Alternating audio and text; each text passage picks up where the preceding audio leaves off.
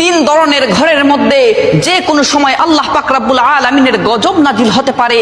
এই তিন ধরনের ঘরকে আল্লাহ পাক রব্বুল আলামিন বড় অপছন্দ করে থাকেন। এক নাম্বার হচ্ছে যেই ঘরের মধ্যে নারীর আওয়াজ পুরুষের তুলনায় উচ্চ হয়ে থাকে, সেই ঘরের মধ্যে প্রতিদিন 70,000 ফেরেশতা লানত পাঠিয়ে থাকে। দ্বিতীয় নম্বর হচ্ছে যেই ঘরের মধ্যে অন্যের হকের মারা টাকা জমা থাকে আর সেই টাকা দিয়ে সংসার চলে, ওই ঘরের মধ্যে যে কোনো সময় আল্লাহ পাক রব্বুল আলামিনের গজব নাজিল হতে পারে। আর তিন নম্বর হচ্ছে হযরত জিবরাইল আলাইহিস সালাম বলেন, যেই ঘরের মানুষরা মেহমান আসলে অখুশি হয়, ওই ঘরের মধ্যে যে কোনো সময় আল্লাহর গজব নাজিল হতে পারে। যদিও নামাজ পড়া হয় ওই ঘরের মধ্যে, ফেরেশতারা সওয়াব লেখেন না, নামাজের সওয়াব লেখেন না। নাউজুবিল্লাহ। আল্লাহ পাক রব্বুল আলামিন এই তিন ধরনের বৈশিষ্ট্য থেকে আমাদেরকে যেন